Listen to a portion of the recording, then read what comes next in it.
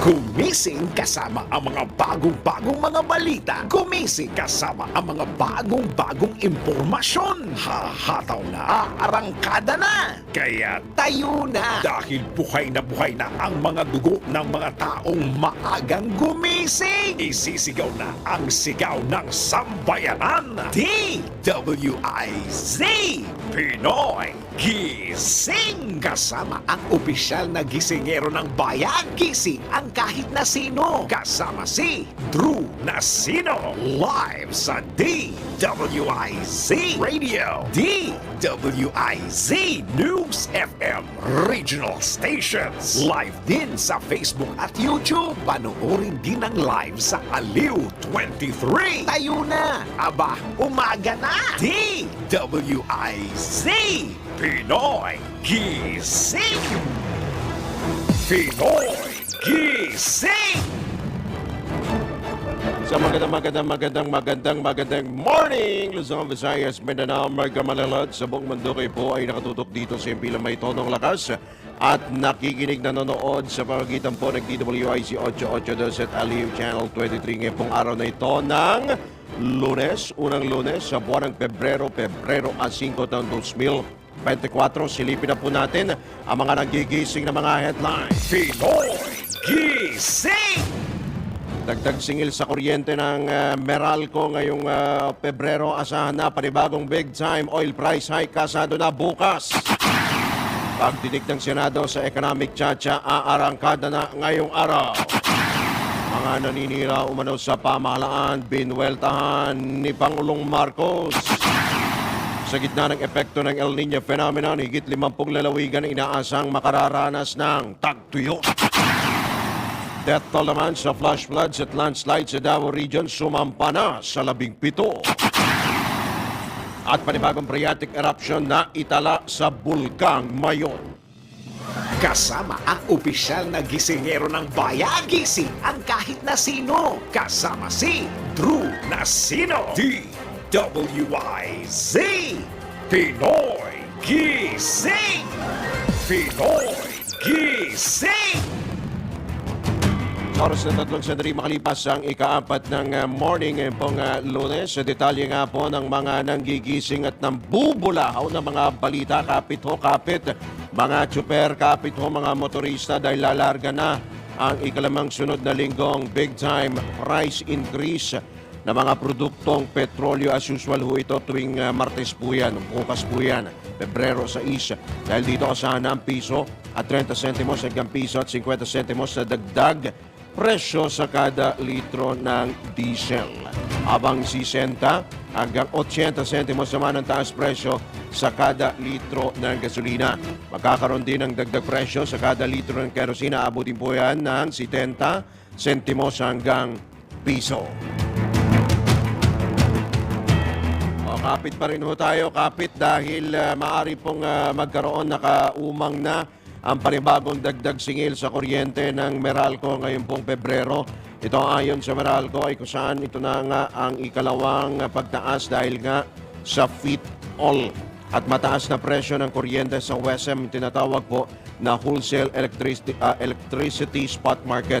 Mahigit 50 sentimos po kada kilowatt hour ang inaasahan pong dagdag singil sa kuryente, kasunod nga rin na mas mataas na average capacity sa outage sa Luzon. Ayon kay Meralco Vice President at Corporate Communications Head Joe Zaldariaga, bagaman hindi pa nila natatanggap ang lahat ng mga pagsingil, mga singil mula sa mga supplier, ang inisyal na indikasyon ay maaaring may dagdag singil sa kuryente nga po ngayong buwan.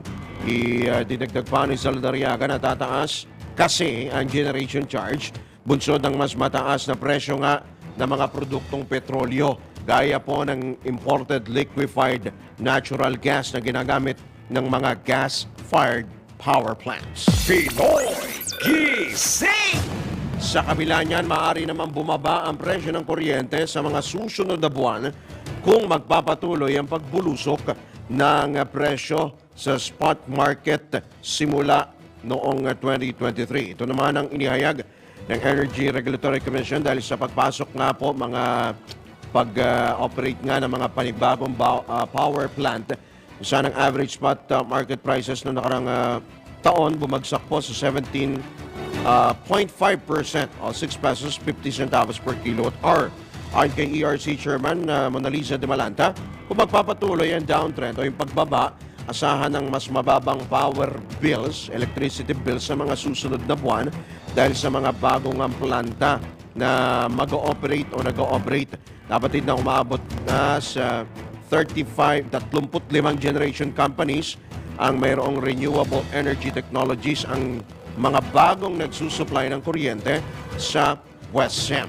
Samantala, ang mga bagong GENCO na ito ay nakapagbibigay ng mga karagdagang 749 megawatts sa West SEM na nagresulta na ng average supply na mahigit 15,645 megawatts. Pinoy Gising! Sa iba pang tampok na balita, arangkada na ngayong araw ang pagdinig ng Senado kaugnay sa economic charter change.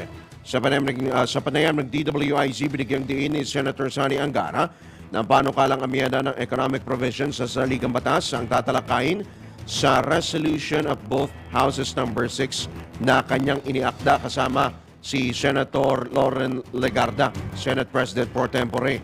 Tiniyak din ni Senator Angara na hindi ito mahaluan ng political provisions. Ipinanukala rin ng chairman ng Committee on Senate Committee on Finance na kung sakaling magkaroon ng plebisito para sa People's Initiative o PI na layuning amyenda ng konstitusyon, mas mainam anyang isabay na lamang ito sa susunod na halalan. Pinoy Gising! Muling iginit ni Pangulong Ferdinand Marcos Jr. na walang puwang sa bagong Pilipinas sa mga propaganda at paninira sa pamahalaan. Ayon kay Pangulong Marcos, sa halip na manira at maghatakan pababa, ay unahin na lamang ang kapakanan ng bansa at mga mamamayan.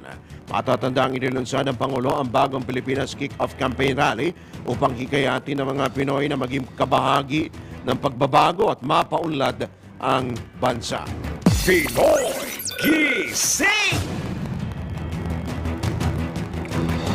Kumpiyansa pa rin si Senator Ronald Bato de la Rosa na matatag ang unity ni Pangulong Bongbong Marcos at Vice President Sara Duterte. Ayon kay Senator de la Rosa, naniniwala siyang napakatatag pa rin ng unity at hindi natitinag sa pagitan ng Pangulo at Pangalawang Pangulo. Kung talagaan niyang sira na o basag na ang unity, may hindi sana pinagkatiwala o iniwan ni Pangulong Marcos kay Vice President Sara Duterte ang bansa bilang caretaker habang nasa Vietnam si PBBM. Makikitaan niya sa kilos ng Pangulo na buo pa rin ang relasyon at tiwala ng dalawa sa isa't isa. Naniniwala rin ang senador kapag may sinabi ang punong ehekutibo ay matino ito at may isang salitang kausap matapos tiyakin na tiwala pa rin siya kay VP Inday. Pinoy Gising! Kinumpirma naman ni Senator Amy Marcos na nagkaharap at nagkaayos na sila ni Davao City Mayor Sebastian Baste Duterte. Ito'y matapos nga ang naganap na yung hindi po pagkakaunawaan sa pagitan ng dalawa. Makaraan nga pong ipanawagan ni Mayor Duterte na mag-resign na lamang si Pangulong Bongbong Marcos na kapatid ni Senador Amy. Bukod dito, hindi na nagbigay ng iba pang karagdagan detalye si Super Ate. Matatandang kamakailan lamang, inamin ng presidential sister na humingi ng paumanhin sa kanya si Mayor Baste matapos nga ang banat nito at hamon sa utol ni Senador Marcos. Pinoy Gising! Samantala, inaasang aabot sa 50 mga lalawigan na makararanas ng tagtuyot pagsapit ng Abril. Ito ang inanunsyo ng Office of the Civil Defense sa gitna nga ng epekto ng El Niño phenomenon sa bansa. Ayon kay OCD Undersecretary Ariel Nepomuceno, nabawasan ng 60% ang pag-ulan sa Apayao, Ilocos Norte, Bataan, Kalinga, Cagayan, Palawan, Cavite at Zambales sa loob ng 5 buwan. Ang din ito nababahala rin si Yusek Nepomuceno sa unti-unting pagbaba ng level ng tubig sa mga dam, lalo po sa Angat Dam, bagmat hindi pa ito ganoong kabilis. Pinoy Gising! Iba pa rin balita, kaugnay pa rin po sa El Nino phenomenon, isinusulong ni Pangulong Bongbong Marcos ang paggamit ng solar power irrigation sa mga sakahan. Ito'y bilang bahagi ng preparasyon ng pamahalaan sa epekto ng El Nino phenomenon upang mapataas nga ang produksyon at kita ng mga magsasaka. Sa ginanap na ceremonial palay harvesting sa Candaba, Pampanga, inihayag ni Pangulong Marcos na ito'y bahagi ng kanilang napag-usapan ni Agriculture Secretary Kiko Laurel matapos nga naging pagbisita ni PBBM sa Vietnam. Kaugnay nito, tiniyak din na punong ekotibo na hindi pababayaan ang mga magsasaka sa pamagitan ng paglalaan ng 31 billion pesos sa National Rice Program para sa taong 2024. Layunin din ng proyekto na paigtingin ang mga programang tulad ng Production Support, Extension Services, Research and Development at Irrigation Network Services. Pinoy Gising! Plano naman ng National Irrigation Administration o NIA na magdagdag ng mga dam para maging sapat ang supply ng tubig sa bansa. Ito ang binahagi naman ni NIA Acting Administrator Engineer Eduardo Gillian sa gitna ng epekto ng El Nino phenomenon sa bansa. Ayon kay Gillian, prioridad nila ang pagbibigay ng sapat na supply ng tubig lalo sa mga magsasaka. Kumpiyansa rin ang opisyal na sasapat ang supply ng bigas dahil matagal na silang nakapaghanda para sa epekto ng El Nino. Pagdating nito, tiwala naman ang administrador na magiging sapat din ang naaaning palay sa bansa pagsapit naman ng 2028. Pinoy Gising! Nagtanim na lamang ang ilang magsasaka ng ubas sa La Union. Wow! Ito'y sa gitna nga ng epekto ng El Nino phenomenon sa bansa. Ayon sa ilang magsasaka, mga tobacco farmers po ito sa bayan ng Bawang. Ito'y dahil hindi na kailangan ng masyadong tubig ang ubas. May point nga naman. Idinagdag pa ng ilang mga farmer. Sa ngayon, maganda ang benta ng ubas na nasa 350 hanggang 500 pesos po ang kada kilo. Pinoy Gising! Sa iba pang paksa ng mga balita, umakyat na sa 17 katao ang patay sa flash floods at landslides sa Davao Region. Bunsod nga po ng malakas na pag-ulan. Ayon kay Davao del Norte Provincial Disaster Risk Reduction and Management Officer Glenda Deli, 7 ang nasawi sa lalawigan, kabilang na ang 5 sa Kapalong dahil sa landslide, isa sa Santo Tomas at Asuncion matapos na malunod. Iniulat naman ni Davao de Oro Provincial Information Officer Fe Maestre na 10 ang nasawi sa kanilang lugar dahil naman sa pagguho ng lupa. Bilang na po dyan ang 3 sa mga bayan ng Bataan at Maragusan, habang 2 sa Pantukan at tig-isa sa Mongkayo at Mako. Pinoy Gising! Sa oras na 14 na sandali makalipas ang ika-4 ng morning, kaugnay pa rin po yan, umakyat na sa mahigit 770,000 katao ang apektado ng pag-ulang dala ng Northeast Monsoon Amihan at trap ng nalusaw na low pressure area sa Northern Mindanao, Davao Region, Soxargen, Caraga at Guam. Batay ito sa pinakuling datos ng National Disaster Risk Reduction and Management Council. Katumbas ito ng mahigit 200,000 pamilya sa 508 mga barangay.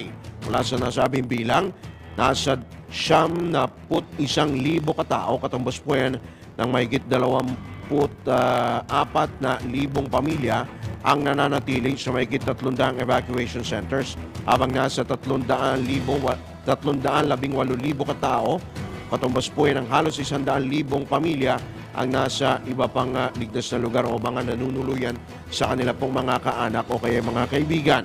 Pagdating nito, umabot na sa mahigit 2.6 na milyon ang naitalang pinsala sa infrastruktura dahil sa masamang panahon. Pinoy Gising!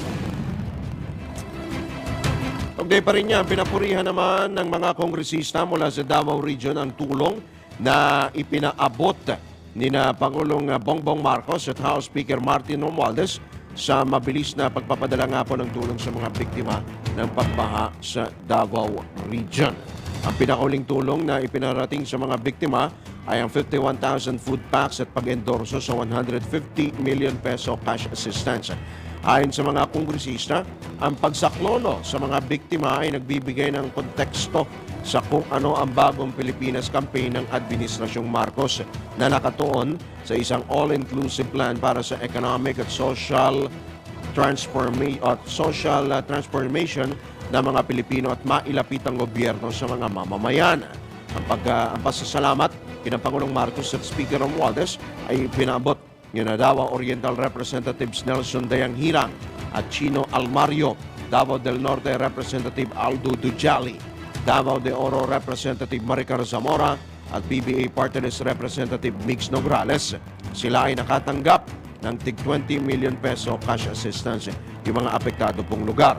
Pinaglaanan naman si Davao del Norte Vice Governor Oyo Uy ng 10 million pesos na halaga ng ayuda na ipamimigay nito sa mga apektadong residente.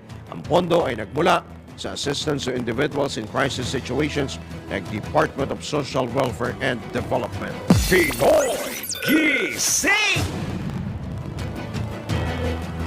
Asahan pa rin na mahinang pag-ulan na dala ng easterlies sa dulong Hilagang Luzon. Ayon sa pag-asa, nakaapekto sa silangang bahagi ng bansa ang easterlies. Ito po yung mainit na hangin sa dagat Pasipiko habang ang amihan o northeast monsoon ang nararanasan sa extreme northern Luzon.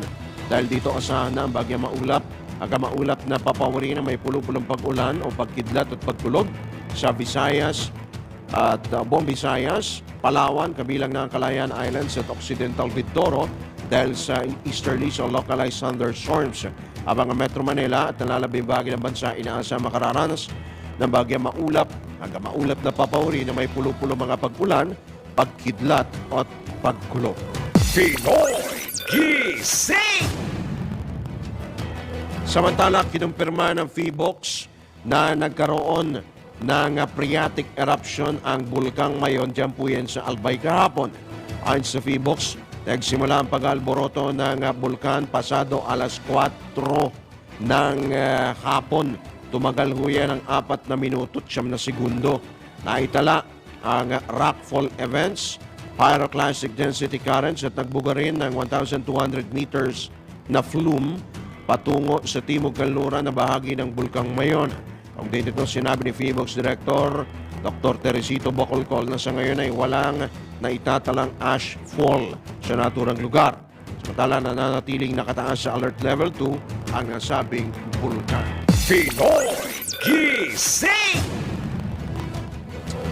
Nananatiling naka-alerto ang mga otoridad sa Albay matapos ngang magbuga muli ng abo at usok ang bulkang Mayon. Ito'y sa kabila nga ng inilabas na ulat ng Albay Public Safety and Emergency Management Office na walang dapat ipangamba ang mga residente matapos nga ang pagsabog kahapon. At tatadaang nagbuga kahapon alas 4:30 po yan ng hapon ang Mayon at nagdulot nga po ng pangamba sa mga residente sa paligid ng bulkan. Pinoy Gising! Inabisuhan naman ng Civil Aviation Authority of the Philippines o CAAP ang mga piloto na huwag lumapit sa bulkang Mayon matapos nga ang naganap na phreatic eruption. Ito ang sinasabi ko ng PHIVOLCS, nililinaw po nila. Ito'y minor phreatic eruption lamang.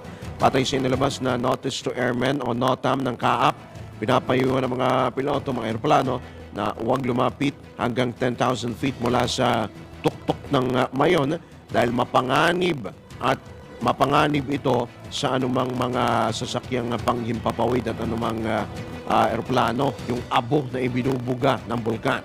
Una nang iniulat ng PHIVOLCS na nagbuga ng abo at usok ang Mayon alas 4:37 kahapon po yan sa umabot sa 1,200 metro ang taas nito at tumagal ng mahigit 4 na minuto. Samantala, nananatili sa alert level 2 ang bulkang Mayon. Pinoy Gising! Sa iba pang balita, pinampurihan ng organisasyon ng 113 state universities and colleges si House Speaker Martin Romualdez dahil sa paglalaan ng 128.1 billion peso budget sa kanila ngayong taon. Mas mataas ito ng 27.3 billion pesos kumpara sa kanilang panukalang budget.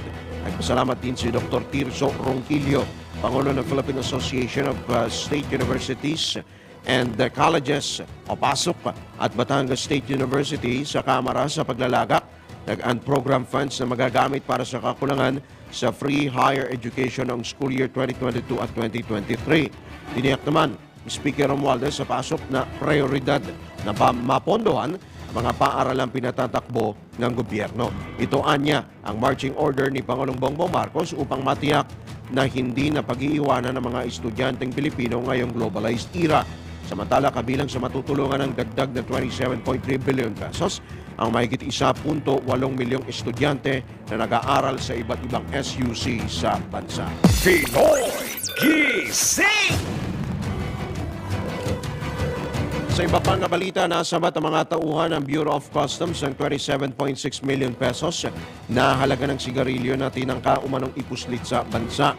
Isinakay ang may 482 master case ng sigarilyo sa isang motorized wooden craft na tinatawag ding Jungkong na naharang ng mga tauhan ng BOC Port of Zamboanga sa Barangay Baliwasan, Zamboanga City. Inaresto naman ang siyam na tauhan ng bangka tripulante na mayroong markang FBJFM2. Kinilala ni Acting District Collector Arthur Sevilla Jr. ang mga tauhan ng BOC Water Patrol Division, Enforcement and Security Service Customs Police Division at Customs Intelligence and Investigation Service sa matagumpay na operasyon sa pagtugon sa direktiba ni Commissioner Bienvenido Rubio na paigtingin ang kampanya kontra smuggling. Ang Jungkong at ang mga sigarilyo ay nasa kustodiya na ng BOC habang hinihintay ang seizure and forfeiture proceeding kaugnay ng paglabag sa Republic Act 10863 o ang Customs Modernization and Tariff Act 2016 at Tobacco Exportation and Importation Rules and Regulations. Pinapurihan naman ni Commissioner Rubio ang pagsusumikap ng Port of Zamboanga sa pamumuno ni Sevilla upang masakote ang mga nagtatangkang magbuslit ng produkto sa bansa nang hindi nagbabayad ng buwis. Pinoy Gising! Sa oras na 23 sandali makalipas ang ika-4 ng morning, sa pagkakataon ito tayo po ay tumanggap ng mga pag-uulat, ilang pag-uulat mula sa labas ng impilan. DWIZ Patrol Report! JTF Central at 6 ID higit pang paigtingin ang military operations laban sa mga grupong bantak sa kapayapaan sa Mindanao. Ang detalye ay hatid ni Patrol 17 Jopel Beleño. Jopel? Dahil sa mga nagpapatuloy na operasyon ng militar, agad na nalansaga ang mga grupong nagkasik ng takot at kaguluhan sa ilang bahagi ng Mindanao. Ito ang binigyan diin ni 6th Infantry Campilan Division at JTF Central Commander Major General Alex Rillera. Ayon sa military official, napakahalaga ng mga isinasagawang operasyon upang mapahusay ang overall security landscape sa rehiyon. Resulta din ani Major General Rillera ang sunod-sunod na pagsuko ng mga dating miyembro ng mga local terrorist group at ng mga komunistang terorista sa pangakong pag-asa at mapayapang pamumuhay ng gobyerno sa ilalim ng BARMM Tugon Program at Aguila Haven.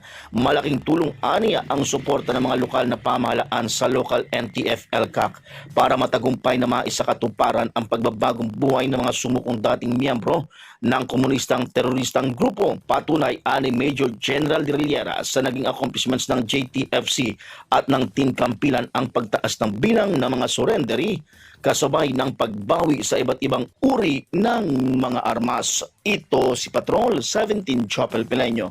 Para sa impilang may tonong lakas, DWIZ, nagbabalita ng tama, naglilingkod ng tama. Kapag may bagong balita, naka-on air, agad-agad, DWIZ Patrol Report! Kasama ang opisyal na gisingero ng bayan, gising ang kahit na sino. Kasama si Drew Nasino, DWIZ Pinoy Gising! Pinoy Gising! Sa oras ang ganap ng alas 4:30 ng morning para sa ikalawang sigwada ng mga balita sa Pinoy Gising. Tayo po ay magtuko. Alamin ho natin ang ilan pa mga pag-ulat mula pa rin sa labas ng impilan. DWIZ Patrol Report! Suporta ng LGU sa local NTF-ELCAC, malaking tulong umano sa pagtaas ng bilang ng mga surrendery. Nagbabalik si Patrol 17 Jopel Peleño. Muling tiniyak ng liderato ng 6th ID o 6th Infantry Campilan Division at ng Joint Task Force Central na higit pa nilang palalakasin ang ongoing military operations laban sa mga armadong grupo sa Mindanao. Matatandaan na ipinagmalaki ni 6th ID at JTF Central Commander Major General Alex Rillera ang kanilang naging tagumpay noong 2023 para makamit ang kapayapaan sa Central at South Central Mindanao. Ayon kay Major General Rillera, aabot sa 535 na mga threat group members ang tuluyan ng naglaho noong nakalipas na taon, kabilang na ang pagkakalansag sa mga Communist Terrorist Group o CTG, local terrorist groups gaya ng BIFF, Dawla Islamiyah Philippines, armed lawless groups at iba pang lawless elements. Kasama sa mga napatay naman ng militar ang mga high-value targets mula sa komunistang grupo na kinabibilangan ni na Martin Min Fay alias Kidlat na siyang Vice Commander ng GF Musa, Rowie Libot na isa namang CTG recruiter, Alga Dalimbang na isang squad leader ng Timlas Platoon, ang team leader ng Platoon Madrid na si alias Agpol, CO Second Deputy Secretary ng GF Musa, FSMR na si Arnold Laugo, Ahmad alias Bambam at iba pang matataas na opisyal ng CTG na natiklo o napaslang ng tropa ng pamahalaan. Ilan din sa mga matuturing na notable achievements noong 2023 ng militar ang pagkakapaslang sa mga high-ranking officials ng mga local terrorist group gaya ni na alias Boy Jacket, ang BIFF Field Commander, at alias Abu Nasarya, ang BIFF Bungos Faction Sub-Leader, kasama na ang pagkakaneutralisa sa bagong amir ng Dawla Islamiyah Philippines at maraming iba pa. Ito si Patrol 17 Chopel Peleño. Para sa impilang may tanong lakas, DWIZ, nagbabalita ng tama, naglilingkod ng tama. Kapag may bagong balita, naka-on air, agad-agad, DWIZ Patrol Report! Samantala, dapat naman tayo sa pag-uulat natin ng ating Metro Patrol. Metro Patrol Report! Natin kung ano yan mula dyan sa Kamanava, ihatid ni Aling Bet Samson. Aling Bet. Nasa 17 na local government units sa Metro Manila, kabilang ang Caloocan, Malabon, Navotas at Valenzuela, ang matagumpay na nagsama-sama sa 3 araw na seminar workshops ng Dangerous Drugs Board hinggil sa genderizing information, law education, communication IEC materials para sa drug prevention. Ang seminar ay dinisenyo upang masuri at galing kasarian ang kasalukuyang IEC materials upang humantong sa mga sariwang mga ideya para sa mga bagong IEC materials. Ang genderizing ay humihimok sa mga lokal na pamahalaan na maglaan ng gender-responsive at gender-sensitive publications na bubuo sa bahagi ng 2024 Gender and Development Plans at mga programa ng Dangerous Drugs Board. Si Dr. Ferdinand Gonzalez ng Philippine Commission on Women o PCW ang nagsilbing punong resource speaker sa nabanggit na seminar workshop, samantalang si Deputy Executive Director for Operations, Assistant Secretary Maria Belen Angelita Matibag naman ay nagbigay ng mensahe upang formal na simulan ang programa. Layo ng Dangerous Drugs Board ang magkaroon ng drug-free communities sa ilalim ng bagong Pilipinas. Ito si Metro Patrol Bet Samson para sa impilang may todong lakas. DWIZ, nagbabalita ng tama, naglilingkod ng tama. Pinoy Gising! Alright, unang bugso po ng mga balita mula sa ating pong Metro Patrol at yung kanina yung ating IC Patrol mula kay Patrol 17 Jopel Peleño at si Aling Bet Samson ng Metro Patrol sa pagpatuloy pa rin ang mga balita. Pinoy Gising! Ito yung mainit pa rin pong issue. Good morning po sa mga taga Mindanao. Tutol si Senador Amy Marcos sa inilutang ni dating Pangulong Rodrigo Duterte na ihiwalay ang Mindanao sa Pilipinas. Ayon sa Senador, hindi niya susuportahan ang signature campaign para rito kahit kaalyado at kaibigan siya ng mga Duterte. Sobrang sakit niya kung magkakawatak-watak ang Pilipinas. Pero naiintindihan umano ni Senator Marcos ang mga hinaing ng ilang sektor sa Mindanao dahil sa ilang dekadang kapabayaan na naranasan ng Southern Island Group. Sa katunayan, siya mismo si Super Ate ay awang-awa sa kalagayan ng Mindanao na laging nakaliligtaan sa budget at development. Naniniwala naman ang presidential sister na hindi banta sa bansa ang panukala ni Duterte na magsarili ang Mindanao. Idinagdag pa ni Super Ate na ipinagdarasal din niya na hindi papayagan ng mga proponent ng panukala na matibag ang Pilipinas. Pinoy Gising! Speaking of probinsya, tayo naman po ay magtungo sa balita mula naman sa Northern Luzon. Ronda Probinsya! Police report mula Ilocos Norte, hatid di Manong Ronald Idol Cabset Domingo. Isang individual ang timbog sa sinagawang anti-drug bypass operation ng Tuguegarao Component City Police Station kasama ang Provincial Drug Enforcement Unit Cagayan, Police Provincial Office. Sa pakikipag-ugnayan nito ng PDEA Region 2, kinilala ang suspect na si alias Rick, 45 years old, walang asawa, residente ng Caloocan City at nakalista bilang street level individual o LSI. Naaresto ang suspect matapos nitong magbenta ng 8 pirasong heat sealed transparent plastic sachet na naglalaman ng humigit kumulang ng 15 grams na hinilaang shabu, nagkakalaga ng 102,000 pesos sa isa sa mga operatiba na nagpanggap bilang pusher buyer, nakuha sa direktang pagmamay-ari ng suspect ang isang unit ng cellphone, isang pirasong pouch, isang pirasong sling bag, isang pirasong tunay na 1,000 piso bilang bypass money at 59 pieces na 1,000 piso na bodel money. Ang aktual na pag-inventaryo sa mga nakumpiskang ebidensya ay ginawa sa lugar ng pinangyarihan ng operasyon sa presensya ng suspect na sinaksihan ng DOJ representatives at mga opisyales ng barangay.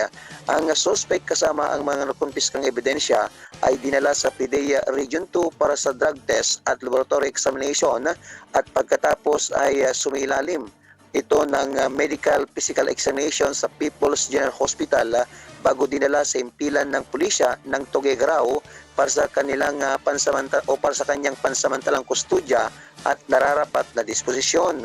Inihanda na rin ng naturang himpilan ang mga kinakailangang dokumento para sa pagsampa ng kaso sa paglabag ng Republic Act 9165 o ang Comprehensive Dangerous Drug Act of 2002 laban sa naturang suspek. Ito ang Ronda Patrol, Ronald Idol Domingo, nag-uulat pasimpilang may tudong lakas, DWIC, nagbabalita ng tama, naglilingkod ng tama. Pinoy Gising! Samantala, kaugnay pa rin po sa Mindanao, yung binabanggit po natin na secession, maaari namang maharap sa kasong sedisyon si dating Pangulong Rodrigo Duterte at dating House Speaker Pantaleon Bebot Alvarez. Kaugnay ng kanilang isinusulong na ihiwalay nga ang Mindanao sa Pilipinas. Ito naman ang nihayag ni na Camiguin Governor Xavier Jesus XJ Romualdo at kanyang amang si Congressman Jordin Jesus o JJ Romualdo kasabay ng kanilang mariing pagtutol sa plano. Ayon sa mag-amang Romualdo, ang hakbang ni Duterte at Alvarez ay direktang paglabag sa nakasaad sa 1987 Constitution na ipagtatanggol ang soberanya at teritoryo ng Pilipinas at pinagbabawal ang anumang uri ng paghahati. Binigyang din pa ng mag-ama ang maigting na pagtutol ng lalawigan ng Camiguin. Isa po itong island province sa Northern Mindanao sa balak ng dating Pangulo na hatiin ang bansa. Para kay Governor Romualdo, ang intensyon ng dating Pangulo at ng dating House Speaker ay isa lamang palabas at panggugulo. Hinikayat naman ni Congressman Romualdo ang mga kasamahan sa Kamara na magsagawa ng investigasyon at kung may sapat na ebidensya ay simulan na ang hakbang para suspindihin o para sa pagsuspinde kay Alvarez dahil sa kanyang papel sa pagsusulong ng secession ng Mindanao. Pinoy gising! Matalanda ko naman tayo, update po tayo mula sa Bicolandia. Kaugnay po sa pag-aalboroto ng Bulkang Mayon dyan sa Albay, Maray na aga, Melvin Machado. Manoy, umabot sa 1,200 meters ang taas ng ash column na ibinuga ng Bulkang Mayon kahapon ng hapon nang maganap ang phreatic eruption. Ayon kay Dr. Paul Alanis ng PHIVOLCS, ipinadpad sa mga bahagi ng bayan ng Daraga, Kamalig at Ginubatan sa lalawigan ng Albayang ibinugang abo. Ngunit wala pang naiulat hanggang kagabi kung naramdaman ng mga residente sa naturang munisipyong abo mula sa Bulkang Mayon. Idinagdag pa nito na nangyayari ang phreatic eruption na walang ipinapakitang anumang sinyalis na puputok ito. Hindi inaalis si Dr. Alanis na magkaroon ng ganitong aktibidad sa susunod na mga araw. Nakataas ang alert level number 2 sa Bulkan Mayon. Ito ang Ronda Patrol, Melvin Machado para sa impilang may todong lakas, TWIZ. Nagpabalita ng tama, naglilingkod ng tama. Pinoy gising! Maraming salamat si Melvin Machado mula po dyan sa Bicolandia. Sa pagpapatuloy pa rin ng mga balita, iginiit ng grupong Union of Local Authorities of the Philippines ang pagpapanatiling buo ng teritoryo ng Pilipinas. Ito'y sa kabila nga ng panukalang ihiwalay ang Mindanao sa bansa. Ayon kay ULAP National President at Quirino Governor Dax Cua, Dakila Cua, dapat panatilihin ang integridad ng buong teritoryo ng Pilipinas dahil sa pagkakaisa ang lakas ng isang bansa. Hinimok din ng ULAP ang aktibong partisipasyon ng mga local government unit at civil society group sa mga dialogo upang matugunan ang kanilang mga pangangailangan. Pinoy gising! Tutol din ang ilang local government units sa Mindanao na ihiwalay o humiwalay sa Pilipinas. Iginiit ni Maguindanao del Sur Governor Bay Mariam Sangki Mangudadato na kung mangyayari ito, mawawala ng karapatan na nakasaad sa saligang batas ang kanilang mga mamamayan. Binigyang din pa ni Governor Sangki na Governor Mangudadato na makokompromiso ng panukala ang makokompromiso ng panukalang hiwalay ng Mindanao sa mga hakbang ng pamahalaan na palakasin ng Pilipinas at hindi ito sagot sa mga problema. Para naman kay Sultan Kudarat Governor Datu Pax Ali Mangudadato, dapat matugunan ang mga suliranin sa lugar nang hindi ito humihiwalay sa Pilipinas. Idinagdag pa ng gobernador, maaabala lamang ng naturang usapin ang productivity o pagpapaunlad ng Luzon, Visayas at Mindanao. Pinoy gising! Naniniwala naman si Technical Education and Skills Development Authority o TESDA Sergeant Director General Datu Suharto Teng Mangudadato na makaapekto sa ekonomiya ng bansa ang pagkakawatak-watak. Kaugnay pa rin nga po ito sa hirit o panawagan ni dating Pangulong Rodrigo Duterte at dating House Speaker Pantaleon Bebot Alvarez na kumalas ang Mindanao sa Pilipinas. Ginawa ni TESDA Sergeant Director General Mangudadato ang pahayag sa gitna nga po ng nasabing issue. Ayon kay Mangudadato, ang pagtutulungan ang susi upang matiyak ang pagiging matatag at paglago ng Luzon, Visayas at Mindanao. Hindi na daw po magiging 3-star sa inasan ang ating watawat. Bigyan din pa ng opisyal ang kahalagahan ng pagkakaisa upang maisulong ang mga proyekto na para sa ikauunlad ng bansa. Pinoy gising! Agi na po ng Pinoy Gising ngayon pong unang Lunes sa buwan ng Pebrero. Bago tayo mabusan mo ng oras, tayo po ay tumanggap muna ng isa pang pag-ulat. Wala pa rin po sa labas ng himpilan. Metro Patrol reports! Mula sa Bulacan ni Ate Johnny Kakang Louie Angeles. Kaka. Yes, magandang umaga. Pinangunahan ni Department of Foreign Affairs Undersecretary Eduardo Jose de Vega ang pagdiriwang na 97 taong anibersaryo ng kapanganakan ni dating Senate President Blas Ople at sumentro ang pagdiriwang ngayong taon sa pagpupugay sa malalaking ambag ni Ople bilang naging kalihim ng DFA sa ilalim ng administrasyong Arroyo at una sa kanyang ipinatutupad ang Overseas Absentee Voting Act at Republic Act 9189 at ang Dual Citizenship Act of Republic Act 9225. Pinanindigan din niya ang pagpapatupad sa Visiting Forces Agreement na nagpatibay sa ugnayan ng Amerika sa Pilipinas bilang isang major non-NATO ally. Gayon din ang pagtataguyod ni Ople para mapasigla ang economic ties ng Pilipinas at Spain at maging ang maraming mga bansa sa Europa. Ito mula rito sa Bulacan, dito si Metro Patrol, Louie Ales para sa Impilang Metro Dolakas, DWIC, nagbabalita ng tama, naglilingkod ng tama. Pinoy Gising! Alright, maraming salamat si Kakang Louie Angeles. Ilan pa rin pong mga pahabol na balita napigilan the Department of Information and Communications Technology o DICT ang tangkang paghaka sa ilang website ng pamahalaan, partikular na ang website ng Overseas Workers Welfare Administration o OWA. Ayon kay DICT Undersecretary for Cybersecurity Jeff Ian D, napigilan nila ang pagbagsak ng website ng OWA kung saan ang IP address ng attackers, mga cyber attackers ay mula pala sa China, Unicom o China United Network Communications Group na isa pong Chinese state-owned telecommunications company. Nilinaw naman ng DICT na walang direktang kinalaman ng Chinese government sa cyber attack, kundi ang mga hacker ay mula sa operasyon sa loob po ng Chinese territory. Posible umanong tinitiktikan o tiniktikan ng grupo ang email address at website ng ilang government agency ng Pilipinas matapos nga kunin ng impormasyon ng mga administrator nito kung saan target umano na mga hacker ang mayroong .gov.ph na domain. Kabilang sa mga posibleng natiktikan ang email address ng Philippine Coast Guard, maging ng DICT, DOJ at mismong website ni Pangulong Ferdinand Marcos Jr.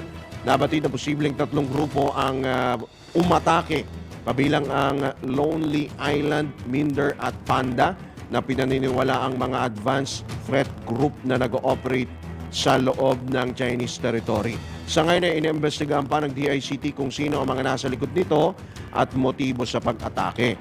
Tinayak naman ng kagawaran na walang nakuhang mga mahalagang impormasyon mula sa gobyerno dahil napigilan nga ang cyber attack. Pinoy Gising! Ay, grabe, talagang pa-sophisticated na yung kanila pong pag-atake nito pong mga hacker po na ito. Oo nga pala, speaking of Chinese territory nga pala, no, dahil malapit na po ang Chinese New Year, abay, holiday po, papaalala po natin, sa Pebrero 9, wala pong pasok. Opo, holiday po yan. At sa mismong Sabado po ay Chinese Lunar New Year, kung tawagin po yan, Year of the Wooden Dragon yan. Good morning, Sian, Iwan, Joseph Barbas. Well, good morning po sa inyo mga katodos po natin na nakatutok po sa probinsya sa Ibayang Dagat. Ati Susan G, Alimbet Samson, Nelson Malinaw, good morning din. Kay Albert Hernandez, mga suki din po natin. Ramon Abadillo, nagkakabigay na po sila ng tikoy mga katodos. Good morning din po sa mga namamasyal po sa Ongpin, sa Binondo, sa Maynila po yan. Hideyoshi Sagawa mula po sa Japan, Stephanie Barleta, Gliceria Pacaira, si Chomay Antipado, si Mike Montero, si Lydia Pacheco. Maaga po silang gumising, mga gisingero po natin. Marami pong salamat sa inyo pong pagtutok. Si Ate Annette Alegre D, si Kuyang Mon Samson, na iuulam yata ang tikoy sa extra rice. Uy, grabe naman yun. Extra rice pa more. Masarap, chow fan. Good morning, Rolando Donor, watching from Rome. Wow, taga Rome, Italy pala. Si Kuyang Rolando. Si Aldres Himpon from Zamboanga City, Assalamualaikum. Ayan, mga mainit pong issue kaugnay po sa paghiwalay. Hirit na ihiwalay ang Mindanao sa Pilipinas. Kuyang Romy Tuason.